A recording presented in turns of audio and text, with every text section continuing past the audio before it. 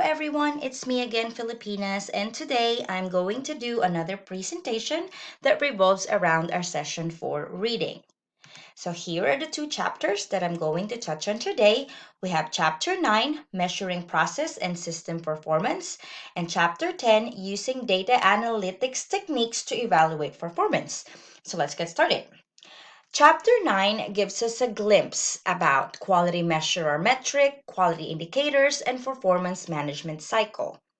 Analyzing these elements is useful in measuring ongoing performance as this provide feedbacks about system behavior, or what Spot and Kelly 2017 notes that it provides understanding and help us identify patterns across process to better understand the system outcomes.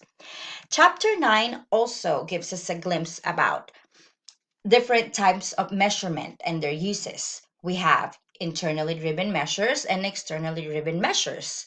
Chapter 9 also provide lessons on choosing set of measures which are helpful in defining and measuring clinical quality of care. So chapter 9 provide valuable lesson in performance management measures. As a future healthcare administrator and managers, this information is crucial. We must be knowledgeable in selecting performance indicators that are aligned with our future organization's goals. We must be proactive in identifying patterns that provides clues about the system structure that will aid in identifying comparative data that in turn we can utilize in analyzing system performance. So let's now move on to chapter 10. Chapter 10 introduces us to the basic analytical tools to analyze performance and data that will aid in decision making and improvements. Types of data are also identified in this chapter. And finally, graphical methods. That is, according to Spot and Kelly 2017, allow for presentation of data in ways that make it easier for us managers to comprehend useful information.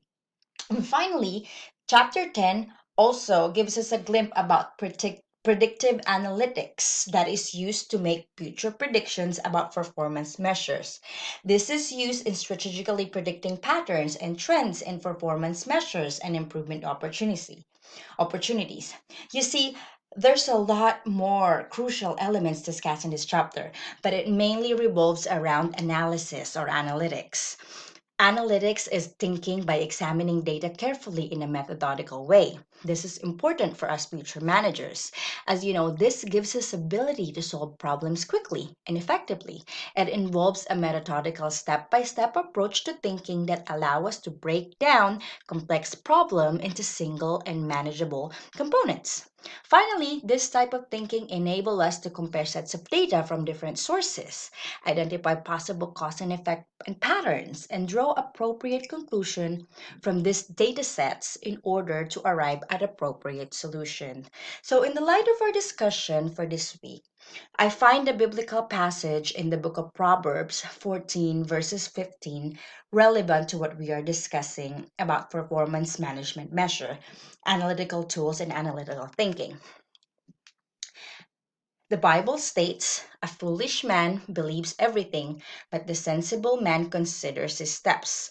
As a future manager, we must always consider our steps. Considering our steps means, thoroughly analyzing everything. This is where data analysis comes to play. Data analysis involves a more detailed approach in recording, analyzing, disseminating, and presenting data findings in a way that is easy to interpret, that in turn will enable us to make faster, more informed decisions that is backed up by facts that will be beneficial for our future organizations. So there you have it. Thank you guys so much for watching.